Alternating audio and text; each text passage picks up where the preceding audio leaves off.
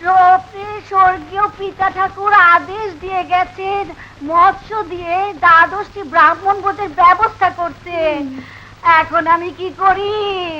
ওরে কি সত্য আমার, কবে ছোড়া মরবে আমার হাড়ে বাতাস লাগবে।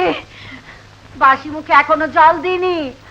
ঠাকুর যদি সত্যি হও যেন তে রাত্রি না পোহায়। মা, এত বড় কথাটা তুমি বলতে পারলে? নেত্য, যা ভগাকে বলকে মাছ ধরতে। আবার যদি রাম বাধা দিতে আসে বলবি আমার হুকুম। যা যা বলছি।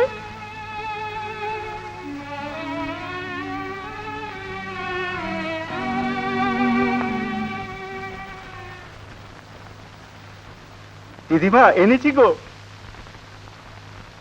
ওরে, একে ঘাটে ধরিসনি তো? এ রামের কার্তিক গণেশ নয় তো?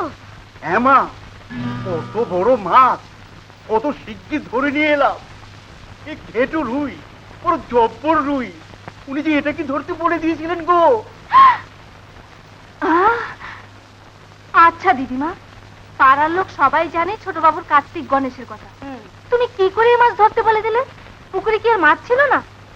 10টা লোক খাবে, এত বড় মাছের কি প্রয়োজন ছিল? দিদিমা, লুকিয়ে ফেলো এ মাছ।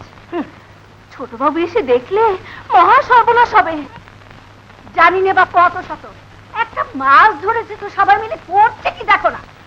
এটা যে লুকিয়ে ফেলতে বলছিস, বামন খাবে না? তোমার বামন খাবাতে 2-2:30টার সময়, ঢের সময় আছে। আগে ছোট বাবু স্কুলে যাক, তা না হলে আজ আর কেউ বাঁচবে না। সর্বনাশ! ও মা, এখানে না ভোলা ছিল? তা গেল কোথায়? নিশ্চয়ই সে খবর দিতে গেছে। মা হুকুম দিয়ে ধরিয়েছে, দেখবে চলো, এখনো উঠোনে পড়ে আছে। না না,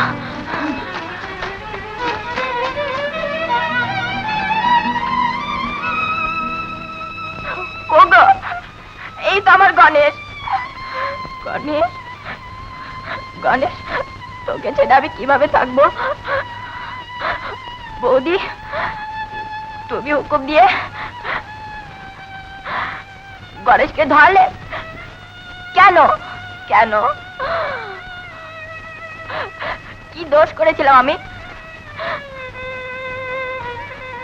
তোমার সব কথা তো আমি শুনেছি, তবে কেন কেন এই কাজ করলে? গণেশ, গণেশের বুকে ছুরি দেওয়ার আগে আমার বুকে ছুরি দিলে না কেন? কেন কেন? গণেশ, আমার গণেশ, গণেশ। শোন ভাই, না,